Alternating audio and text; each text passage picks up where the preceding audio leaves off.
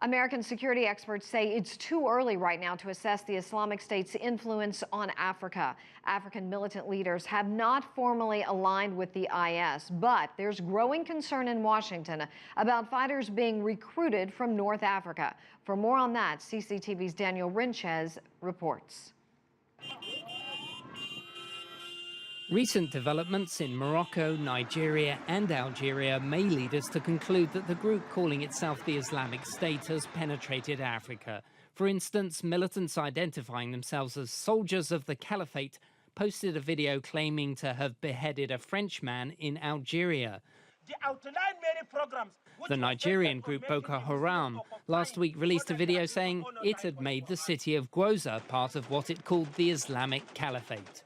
It's basically an extreme commitment to fundamentalist principles, as well as the use of violence against anyone deemed an apostate in the pursuit of a broader community, ultimately a caliphate, but at whatever pace different groups may think they can really move towards that.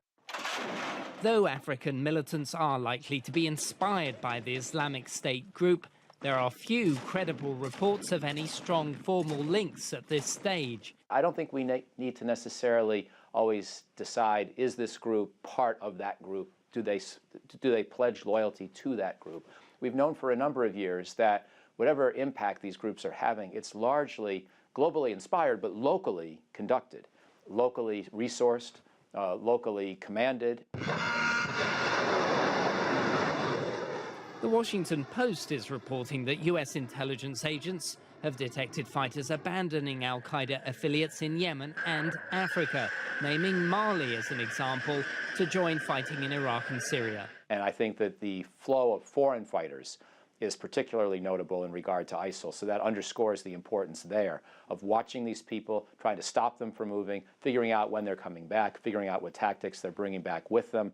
Last week, Egyptian President Abdel Fattah al-Sisi discussed the threat of the Islamic State group with President Barack Obama. Given that recruitment is thought to be strong across several North African countries, there are going to be incentives for international cooperation in monitoring these fighters as they move across borders. Daniel Ryntjes, CCTV, Washington.